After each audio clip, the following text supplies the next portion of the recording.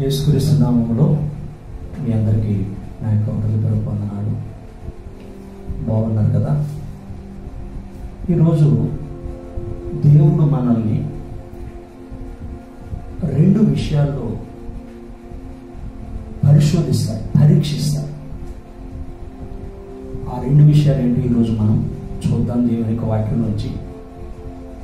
మొట్టమొదటిగా మన విశ్వాసాన్ని పరీక్షిస్తాడు. విశ్వాస పరీక్ష. అబ్రహాముని దేవుడు పరీక్షించాడు. విశ్వాసులకు తండ్రి అని ఆయన పేరు. అలాంటి అబ్రహాంని తన ఏకైక కుమారుణ్ణి, ప్రియమైన కుమారుణ్ణి నాకు బలిగా అర్పించమని చెప్పి దేవుడు అతని యొక్క విశ్వాసాన్ని పరీక్షించినప్పుడు దేవుని స్తోత్రం, అబ్రహాము విజయం సాధించాడు. ఏమండి, ఈరోజు మన విశ్వాసానికి పరీక్ష వస్తే మన పరిస్థితి ఏంటి? ఇప్పుడు అదే జరుగుతాం. మనందరి జీవితాల్లో విశ్వాస పరీక్షల గుండా మనం వెళ్తా ఉన్నాం. బైబిల్లోంచి ఒక అద్భుతమైనటువంటి వ్యక్తి యొక్క జీవితంలో చూద్దాం. న్యాయాధిపతుల గ్రంథం 7వ అధ్యాయము 3వ వచనం. న్యాయాధిపతుల గ్రంథం 7వ అధ్యాయము 3వ వచనం చదువుదాం. కాబట్టి నీవు ఎవడు భయపడి వణుకుచుండెనో వాడు త్వరపడి గిలాదు కొండని విడిచి తిరిగి వెళ్ళవల్లని జనులు వినున్నట్లుగా ప్రకటించమని గిద్యోనుతో సెలవిచ్చింది. అప్పుడు జనుల్లో నుండి 22,000 మంది తిరిగి వెళ్ళిపోయారు. బైబిల్ చెప్తా ఉంది, గిద్యోను కాలంలో దేవుడు గిద్యోన్ని బలపరిచాడు. పరాక్రమం కలిగిన బలాఢ్యుడా, వెళ్ళి నా ప్రజలను, ఇశ్రాయేలు ప్రజల్ని మిద్యాని చేతిలోంచి విడిపించు అని చెప్పాడు. అయితే జనాలు వచ్చారు. సుమారు 32,000 మంది సైన్యంతో యుద్ధానికి వెళ్తామంటే దేవుడు అన్నాడు, ఇంతమంది అవసరం లేదు, నా బలము మా యొక్క సామర్థ్యం ద్వారానే ఇది జయం పొందామని అనుకుంటారు, అతిశయిస్తారు.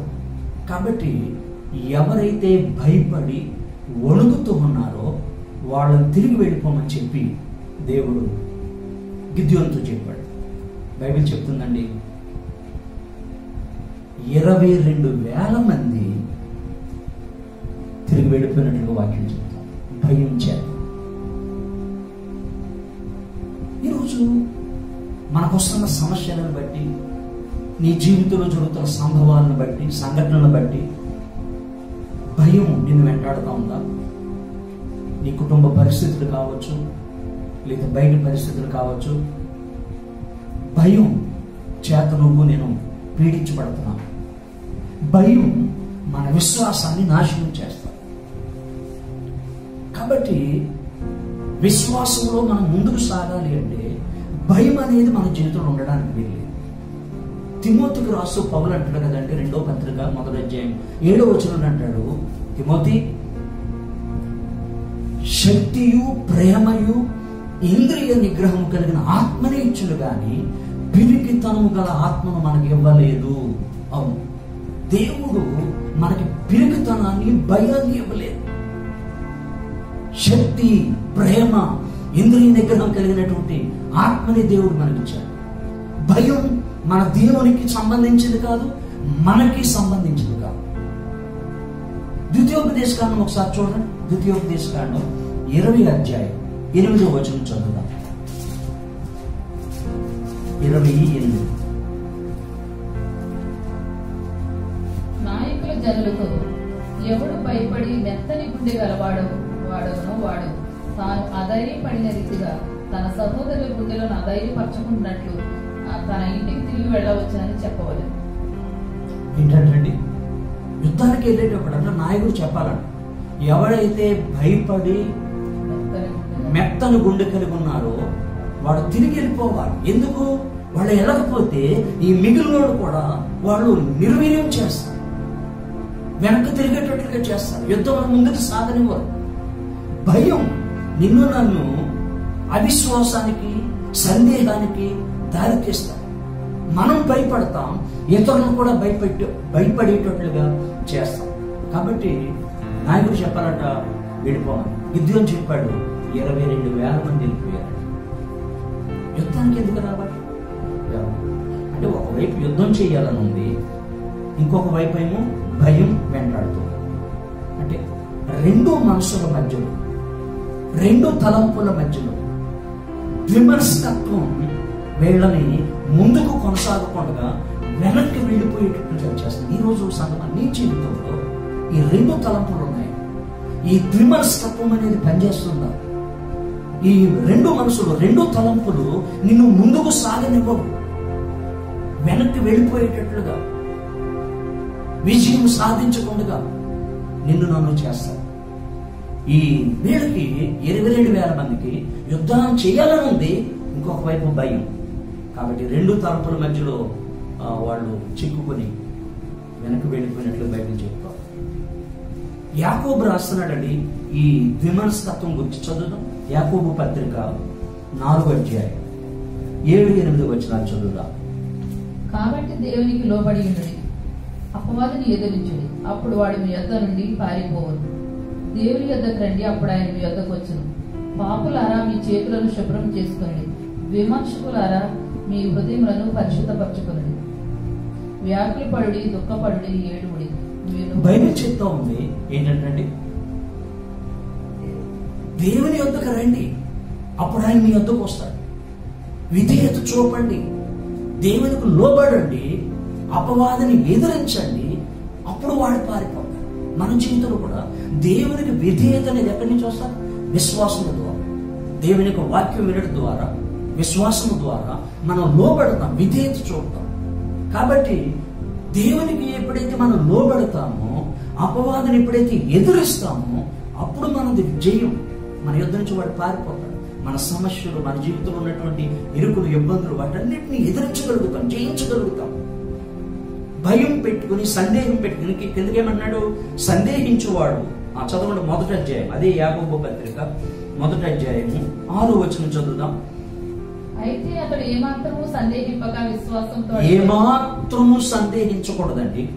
దేవుని యొద్దకు వచ్చిన మనం, లేదా జయం కావాలి అనుకున్నటువంటి మనం, సందేహం అనేది ఏమాత్రం కూడా నీ జీవితంలోకి రావడానికి వెళ్ళే అనుమానం, భయం, ఇవి మన విశ్వాసాన్ని పాడు చేస్తాయి.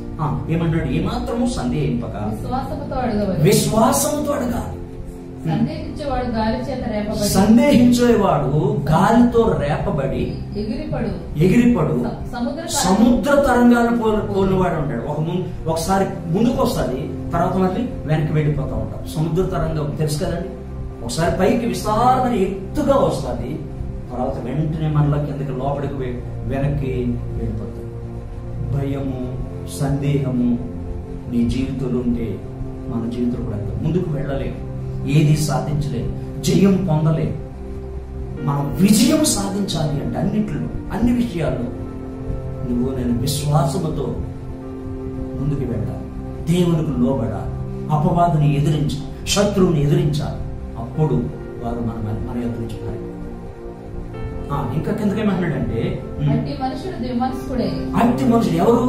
ఈ సందేహించేవాడు, విమర్శకులై తన సమస్త మార్గములయందు అస్థిరుడు. స్థిరంగా ఉండలే.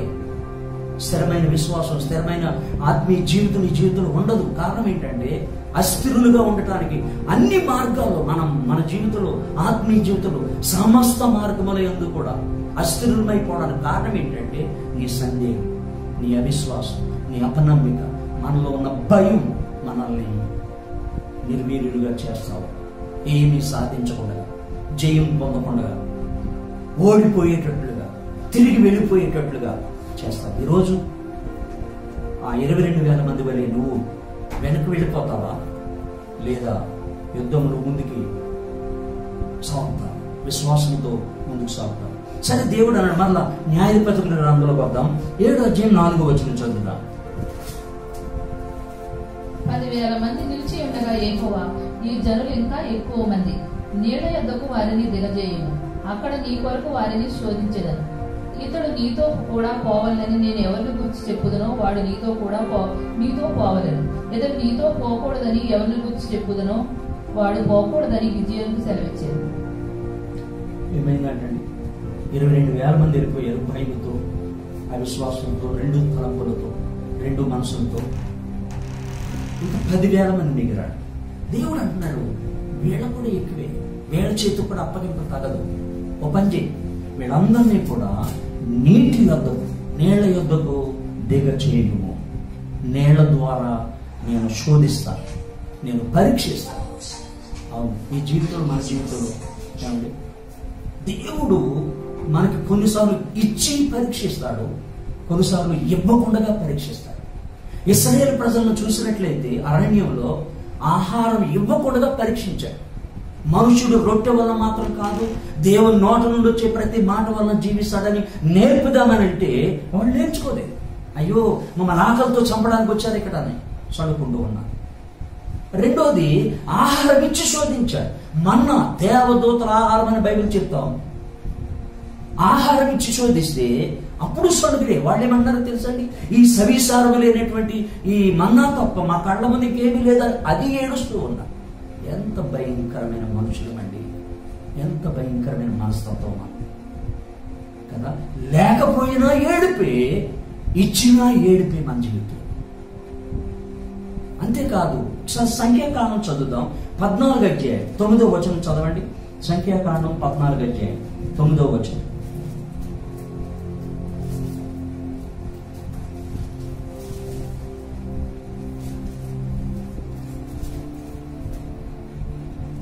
మెట్టుకు మీరు యెహోవా మీద తిరగబడకుడి, మెట్టుకు మీరు యెహోవా మీద తిరగబడకుడి, ఆ దేశ ప్రజలకు భయపడకుడి, ఆ దేశ ప్రజలకు భయపడకుడి, వారు మనకు ఆహారం అగుదురు, వారి నీడ వారి వద్ద నుంచి తొలగిపోయింది, యెహోవా మనకు తోడై ఉన్నాడు, వారికి భయపడకుడి. ఆ సర్వ సమాజం ఏంటంటే మంచి సమాచారం తెచ్చారు ఇద్దరు.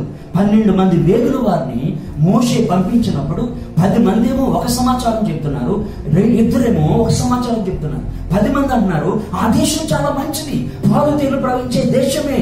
కానీ అక్కడ ఆజానుభావులు ఉన్నారు, అనాకీయుల వంశస్థులు ఉన్నారు, మేము మిడతలేనున్నాం, వాళ్ళు బలవంతులు, మేము బలహీనులు, వాళ్ళ ప్రాకారాలు గొప్పవి, మనం వెళ్ళలేమంటున్నారు.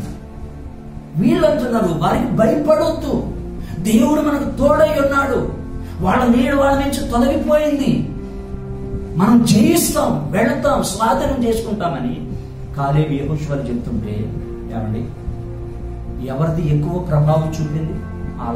సుమారు 6 లక్షల కంటే ఎక్కువ కాల్బలం అని బైబిల్ చెప్తుంది కదా.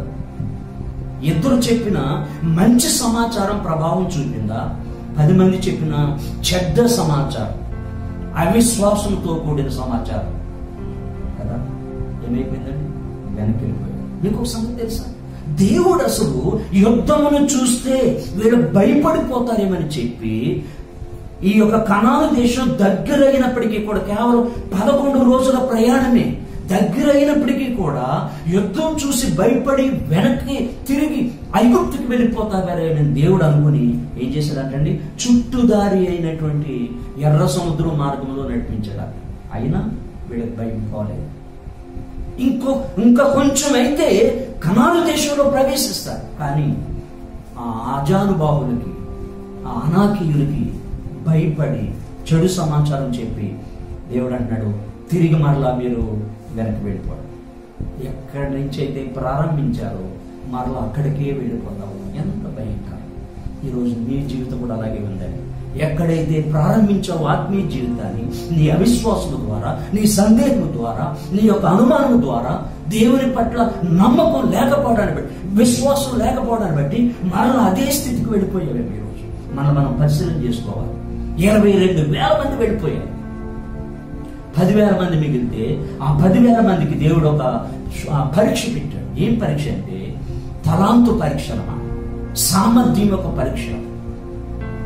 ఎలా తాగుతారు వీళ్ళు? నేను యుద్ధకు దిగి చేసి వాడు ఏం చేశారంటండి, 300 మంది ఏమో చేతితో నీళ్లు తీసుకుని నోటుకు అందించుకుని తాగారంట. మిగిలిన 9,700 మంది ఏమయ్యారంట, వంగి కృంగి ఆ నీళ్లలోనే నోరు పెట్టుకుని కుక్కలాగా గతికి నీళ్లు తాగుతున్నట్టు. అంటే సోమరతనం కదా, నిపుణత లేదు, నైపుణ్యం లేదు, జాగ్రత్త లేదు, చురుకుదనం లేదు. బైబిల్ చెప్తుంది చురుకుగా ఉండుట గొప్ప భాగ్యం. సోమరతనం వాళ్ళ జీవితంలో. కనీసం నీళ్లు కూడా తీసుకుని చేతికి అందించుకుని తాగే ఆ చురుకుదనం లేదు వాళ్ళ జీవితంలో. ఈరోజు నిన్ను కూడా దేవుడు పరీక్షిస్తున్నాడు.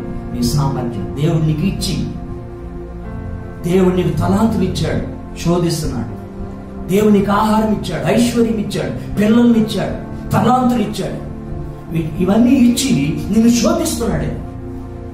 భూమిలో పాత పెడుతున్నావా, లేదా 5 తలాంతులు మరి 5 సంపాదించినటువంటి వ్యక్తులు? బైబిల్ ఏం చెప్తుంది? మత్తయి సువార్త 25:15 బైబిల్ చెప్తుంది, ఎవని సామర్థ్యము చొప్పున వానికి ఇచ్చాను.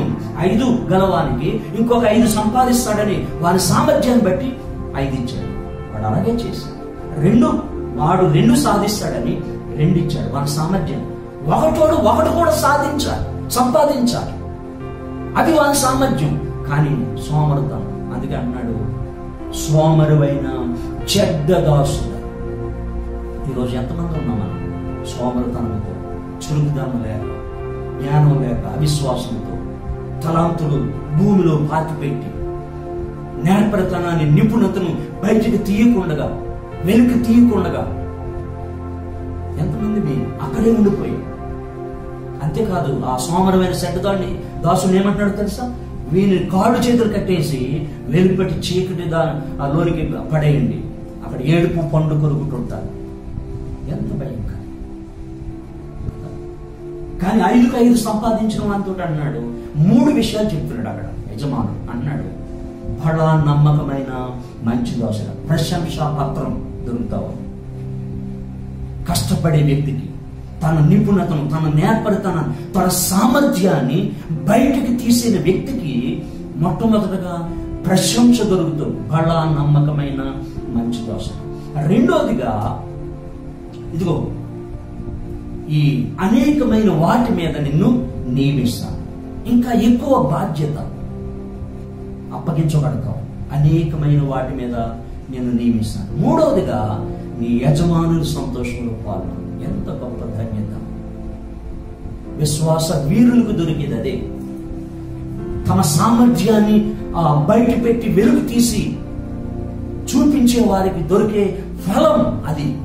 ఈరోజు సోమరుగా ఉండి బయట వెలపటికి గెంటివేయబడతావా, లేదా ఎక్కడి నుంచి అయితే వచ్చావో అక్కడికే వెళ్ళిపోతావా, లేదా ఉన్నత స్థానానికి, ఇంకా అధికమైనటువంటి పొజిషన్. ఏమండి, ఆ ఒక్క తలాంతు కూడా తీసేసి ఈ 10 గలవాడికి ఇవ్వండి, కలిగిన వానికి ఇవ్వబడతారు. ఈరోజు మన పరిస్థితి ఎట్లా? నేను చెప్పగలనా? నా సామర్థ్యం బయటకు వచ్చింది సుమారు ఈ యొక్క 2 నెలల నుంచి. చెప్పగలవా? దేవునిలో నేను ఎదుగుతూ ఉన్నాను. నా విశ్వాసం పెరిగింది, నా భక్తి పెరిగింది, నా ప్రార్థనా జీవితం పెరిగింది, నా ఆత్మీయ జీవితం అభివృద్ధి పొందింది. అనేక మందికి సహాయకరంగా, మేలుకరంగా, లాభకరంగా, ప్రయోజనకరంగా ఉన్నాను. చెప్పగలమమ్మా? నీ విశ్వాసాన్ని పరీక్షించాడు దేవుడు. ఎలా ఉన్నావు ఈ కరువులో? ఇతరులకు సహాయం చేయగలుగుతున్నావా? ఇతరులకు పెట్టగలుగుతున్నావా? నాకే లేదు అనే సనుగుడ. అవును, ఈ ఇరుకులోని ఇబ్బందుల్లోనే మన దాతృత్వం ఏంటో బయటికి రావాలి. విశ్వాస పరీక్ష దేవుడు నేను పరీక్షిస్తున్నాడు. రెండోది, నీ సామర్థ్యం ఏంటి, నీ ఎబిలిటీ. ఏం చేశారండి? 9,700 మంది తమ ఎబిలిటీని, తమ యొక్క సామర్థ్యాన్ని చూపించలేకపోయారు. వీళ్ళను కూడా వెనక పంపించి 300 మంది మాత్రమే చురుకుగా, ఏమండి, దేవుడు అనుకున్నట్లుగా, దేవుని యొక్క చిత్తంలో ఉన్నట్లుగా మనం చూస్తాం. సరే, ఆ 300 మందికి ఏమన్నాడంటే 300 కొండలు, 300 బోరలు పట్టుకోమని, 300 దివిటీలు. గిద్యోను అన్నాడు. చదువుదాం దేవుని యొక్క వాక్యం. అదే 7వ అధ్యాయము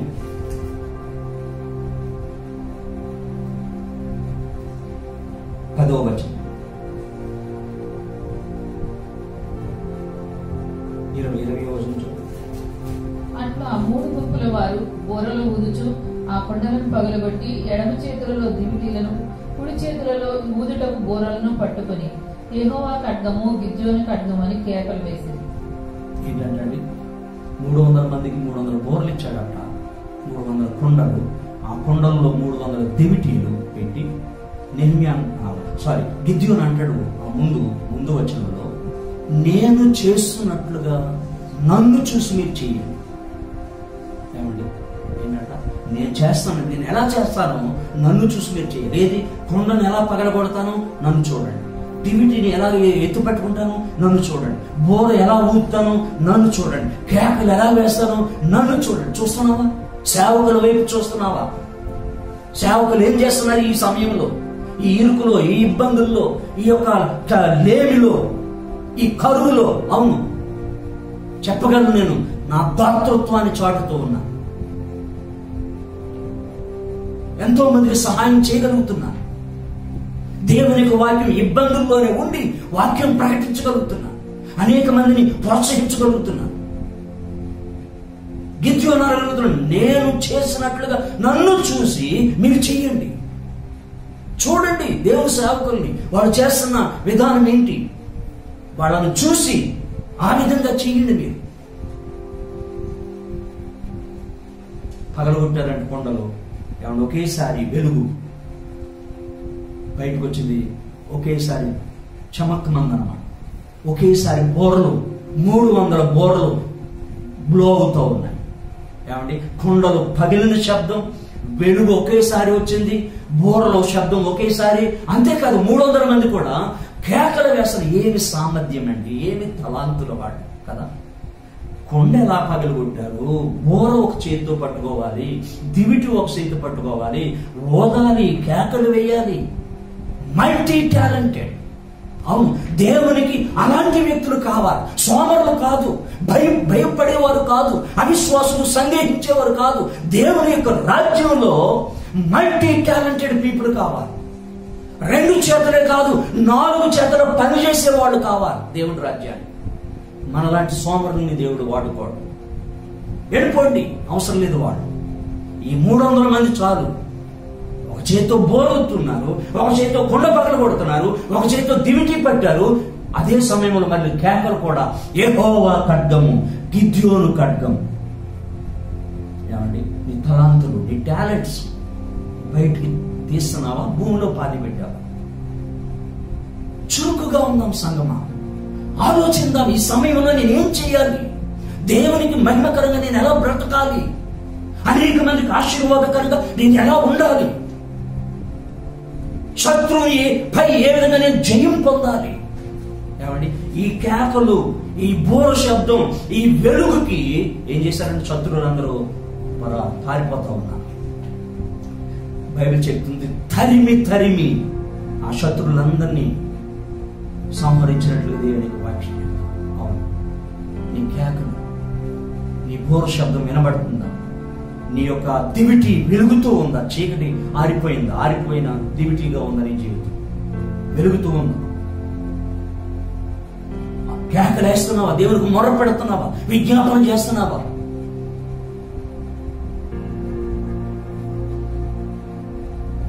ఏమని కేకలేయాలంటే, యెహోవా ఖడ్గం, గిద్యోను ఖడ్గం. ఒక దైవజనుడు అంటాడు, యెహోవా ఖడ్గంగా మనమే మారిపోవాలండి. మనమే ఆయన చేతిలో ఒక ఖడ్గంగా మారాలి. ఇర్మియా గ్రంథం చదువుతాం, దేవుని యొక్క వాక్యం చెప్తుంది. ఇర్మియా గ్రంథం 51 అధ్యాయం 20వ వచనం చదువుదాం. నీవు నాకు గండ్రని గొడ్డలి వంటి వాడవు. దేవుడు ఇశ్రాయేలు ప్రజలతో అంటున్నాడు, నీవు నాకు గండ్రగొడ్డలి వంటి వాడవు, యుద్ధాయుధము వంటి వాడవు. నీ వలన జనములను నేను వెరగొట్టుచున్నాను, రాజ్యములను వెరగొట్టుచున్నాను, గుర్రములను రౌతులను వెరగొట్టుచున్నాను, నీ వలన రథములను, దానిని ఎక్కువ వారిని వెరగొట్టుచున్నాను, స్త్రీలను, పురుషులను, పిల్లలు, పెద్దలు, యవనస్తులు అందరినీ, ముసలివారిని వెరగొట్టుతున్నాను. అవును, దేవుని చేతిలోకి కనుక మనం వస్తే, దేవుని చేతిలో ఒక యుద్ధాయుధంగా, ఒక గండ్ర గొడ్డలుగా దేవుని చేతిలో కనుక మనం వెళ్తే, నిన్ను దేవుడు గొప్పగా వాడుకోవాలని ఇష్టపడుతూ ఉన్నాడు. నీ ద్వారా అనేక రాజ్యాలను జయించాలని, అనేక మందిని శత్రువులను జయించాలని దేవుడు ఎదురు చూస్తూ ఉన్నాడు. కానీ ఆయన చేతికి రావట్లేదండి. విశ్వాసము లేదు, మన సామర్థ్యము లేదు, దేవుని చేతిలోకి కూడా మనం రావట్లేదు. ఇది మన దౌర్భాగ్య స్థితి. అందుకే ఎక్కడున్నామా దేవుడు దేవుని చేతిలో ఒక బలమైన సాధనాలుగా ఉండకపోవడానికి కారణం ఆయన చేతిలోకి రావట్లేదు. మొదట పిరికితనం, భయం, విమనస్కత్వం, వన్ మైండ్ లేదు ఈనాడు సంఘంలో, ఏక మనసు లేదు. అపొస్తలుల కార్యములు 1వ అధ్యాయం 14వ వచనంలోను 2వ అధ్యాయం 46వ వచనంలో చూస్తే బైబిల్ ఏం చెప్తుందో తెలుసండి. ఆది సంఘం ఏక మనసుతో ఎడతెగక ప్రార్థన చేస్తా ఉన్నారు. ఐక్యత ఉంది ఆ సంఘంలో. వన్ మైండ్, విమనస్కత్వం లేదు, 2 తలంపులు లేవు, ఒకే మనసు, ఒకే తలంపు. ఏక మనసు కలిగి ప్రార్థించినప్పుడు దేవుని పరిశుద్ధాత్మ వారందరి మీద కుమ్మరించబడ్డది. అంతేకాదు అక్కడ బైబిల్ చెప్తుంది 2:46లో అనేక మంది ప్రభువు సంఘానికి చేరుస్తూ ఉన్నాడు, దేవుని యొక్క రాజ్యానికి చేర్చబడుతూ ఉన్నాడు. హల్లెలూయా. ఏక మనసులో పోతాం, విమనస్కత్వం నుంచి విడిపించబడదాం, అవిశ్వాసం నుంచి విడిపించబడదాం, దేవుని చేతిలో వద్దాం. దేవుని చేతిలో బలమైన గండ్రగొడ్లుగా, యుద్ధాయుధంగా ఉండి నీ ద్వారా నా ద్వారా దేవుడు గొప్ప కార్యం చేయాలని. గిద్యోను పిరికివాడుగా ఉన్నాడు, పిలుచుకున్నాడు, బలపరిచాడు, పరాక్రమం కలిగిన బలాఢ్యుడని పిలిచి ఏమండి అతని ద్వారా గొప్ప జయం ఇశ్రాయేలు ప్రజలకి 300 మందితో కేవలం గొప్ప విజయాన్ని సాధించినట్లుగా బైబిల్ చెప్తుంది. గిద్యోను దేవుని చేతులకు వచ్చాడు. ఈరోజు మనం కూడా దేవుని చేతిలో వద్దాం, దేవుని చేత వాడబడదాం, దేవునికి మహిమకరంగా అనేక మందికి ఆశీర్వాదకరంగా మనం ఉందాం. అందుకనే కొరింథీ సంఘానికి రాస్తూ 6వ అధ్యాయం 7వ వచనం అంటాడు. చదువుదాం, ఒక మాట చదువుకుని ప్రార్థన చేసుకుందాం. 2వ కొరింథీ పత్రిక 6వ అధ్యాయం 7వ వచనం. సత్యవాక్యం చెప్పుట వలన దేవుని బలము వలన కుడి ఎడమల నీతి ఆయుధములు కలిగి ఘనతల వలన సుఖ్యత దిక్కుల వలన దేవుని పరిచారకులమై ఉండి అన్ని స్థితులలో మమ్మల్ని మేమే మెప్పించుకుంటున్నాం. పౌలు చెప్తున్నాడండి, కుడి ఎడమల నీతి ఆయుధాలు కలిగిన వాళ్ళమే. అవును, నువ్వు నేను కుడి ఎడమల ఆయుధాలు కలిగిన వ్యక్తులుగా, దేవుని చేతిలో బలమైన గండ్రగొడ్లుగా, యుద్ధాయుధంగా మనం ఉన్నట్లయితే పౌలుని ఏ విధంగా వాడుకున్నాడు, ఆది సంఘంలో ఉన్న అపోస్తులను ఏ విధంగా వాడుకున్నాడు, మనల్ని కూడా దేవుడు వాడుకున్నాడు. ఈ కాలంలో అనేక మందికి ఆశీర్వాదకరంగా అనుకునేను. తిమోతికి రాస్తూ అంటాడు, 2వ పత్రిక చదవండి చూద్దాం. 2వ తిమోతి పత్రిక 2వ అధ్యాయం మొదటి 3 వచనాలు చదువుదాం. నా కుమారుడా క్రీస్తు యేసునందున్న కృపచేత బలవంతుడవు కమ్ము. ఏంటంటే మనలాంటి పిరికివాడండి, మనలాగే 2 మనసులు కలిగిన వాడు, భయస్థుడు. అందుకే చెప్పాడు ఆయన, శక్తియు ప్రేమ ఇంద్రియ నిగ్రహం కలిగిన ఆత్మనిచ్చాడు తిమోతి. పిరికి ఆత్మ ఇవ్వలేదయ్యా, క్రీస్తు యేసునందున్న కృపచేత బలవంతుడు కమ్మని చెప్పి 2వ అధ్యాయంలో చెప్తూ కింద చదువు ఏమన్నాడు, నా వలన విన్న సంగతులు ఇతరులకు బోధించుటకు సామర్థ్యము కలిగిన నమ్మకమైన. లేదండి, ఈనాడు దేవునికి దొరకట్లేదు నమ్మకమైన వాడు, సామర్థ్యం కలిగిన వాడు. మన సామర్థ్యం అంతా భూమిలో పాతి పెడుతుంది, నమ్మకత్వం లేదు. సామర్థ్యం గల నమ్మకమైనటువంటి వ్యక్తులకు అప్పగించమని చెప్తూ ఎందుకంటాడు, క్రీస్తు యేసు యొక్క మంచి సైనికుని వలె నాతో కూడా శ్రమలు. జాగ్రత్తగా వినండి, క్రైస్తవులకు శ్రమలు రావా? చాలా మోసపోతా ఉంటాం. క్రైస్తవులకు శ్రమలు రావు, రోగాలు రావు, తెగుళ్ళు రావు. లేదు, బైబిల్ అలా చెప్పట్లేదు. శ్రమ పడటానికి మనం పిలువబడ్డాం. క్రీస్తుతో శ్రమ పడటానికే నువ్వు నేను పిలువబడ్డా. పౌలు అదే చెప్తున్నాడు, క్రీస్తు యేసు యొక్క మంచి సైనికుని వలె నాతో శ్రమ పడుము. సైనికుడు కిందగా అంటాడు, సైనికుడు ఎవడును యుద్ధమునకు పోవునప్పుడు తండ్రిలో చేర్చుకుని వారిని సంతోష పెట్టవలనని ఈ జీవన వ్యాపారంలో చిక్కుకొనడు. ఏంటంట, తను తండ్రిలో పిలుచుకున్న వాడిని సంతోష పెట్టడం కాదంట, జయం పొందాలి. అది నేను యుద్ధం చేయాలి, పోరాటం చేయాలి, విజయం సాధించాలి.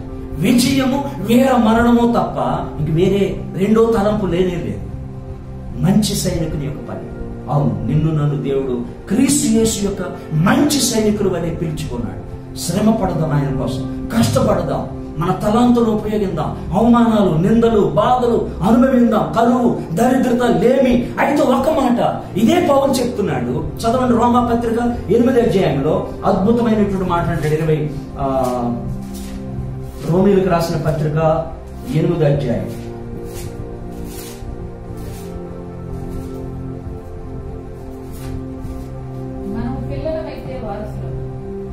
చదవండి. మనం పిల్లలమైతే వారసులము, అనగా దేవుని వారసులము, క్రీస్తుతో కూడా మహిమ పొందుటకు ఆయన. 35వ వచనం వెళ్ళిపోదాం. క్రీస్తు ప్రేమ నుండి మనల్ని ఎడబాపు వాడేవాడు శ్రమ అయినను, బాధ అయినను, హింస అయినను, కరువు అయినను, వస్త్రహీనత అయినను, ఉపద్రవమైనను, ఖడ్గమైనను మనలను ఎడబాపున. కింద చదవండి, ఇంకేమన్నాడు? దీన్ని బట్టి దినమెల్లా మేము వధింపబడిన వారు, వధకు సిద్ధమైన గొర్రెలు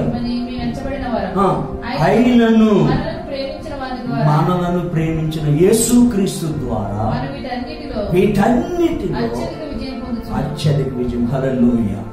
అవును, జయించడానికి పిలువబడ్డామా? ఓడిపోవడానికి కాదు, వెనక్కి వెళ్ళిపోవడానికి కాదు, పారిపోవడానికి కాదు. జయించు వారిగా దేవుడు నిన్ను పిలుచుకున్నాడు. ఆయనను వీటన్నిటిలో, ఏది ఈ కరువులో, ఈ లేమిలో, ఈ తెగుల్లో, ఈ భయంకరమైన పరిస్థితుల్లో ఇవేవి మనల్ని ఓడించలే, జయించలే. మనదే జయం. ఆయనను వీటన్నిటిలో అత్యధిక విజయం. కాబట్టి సంగమా, జయందా, మంచి సైనికుని వలె పోరాడదాం, శ్రమలను అనుభవిద్దాం. గిద్యోను వలె 300 మందితో వెళ్ళి గొప్ప జయాన్ని సాధించాడు. నీ విశ్వాసం ఎట్లా ఉంది? నీ సామర్థ్యం ఎట్లా ఉంది? దేవుని చేతిలో ఉన్నావా లేదా? ఈరోజు మనం పరిశీలన చేసుకుంటాం, ప్రార్థన చేసుకుంటాం. పరిశుద్ధుల మీ వందనాలు, స్తోత్రాలు. అవును నాయన, మా విశ్వాసానికి కలుగు పరీక్ష ఓర్పును పుట్టించనని ఎరిగి మేము ఈ శ్రమల యందు కూడా సహనం కలిగి ఉండడానికి సహాయం చేయండి.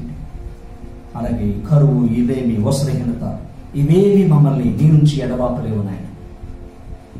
ఆయనను మమ్మల్ని ప్రేమించిన నీ ద్వారా వీటన్నిటిలో అత్యధిక విజయం మాకు ఇస్తూ ఉన్నాం. గిద్యోను వలె 300 మందితో గొప్ప జయాన్ని పొందినట్లు మేము చూస్తున్నాం. మాకు కూడా ఆ జయం తెచ్చినావు నాయన. మేము నీ హస్తంలోనికి రావడానికి, నీ చేతిలో యుద్ధాయుధం వలె, గండ్రగొడ్ల వలె ఉండడానికి నీ చిత్తానుసారం మమ్మల్ని వాడుకోనాయన. మహిమగంత ప్రభావం యేసునామమున ప్రార్థన వేడుకుంటున్నాము తండ్రి. మన తండ్రి అయిన దేవుని ప్రేమ, అన్యోన్య సహవాసం ఇప్పుడు ఎల్లప్పుడూ సదాకాలం మనందరికీ తోడే ఉండగాక. ఆమేన్. దేవుని మిమ్మల్ని దీవించును.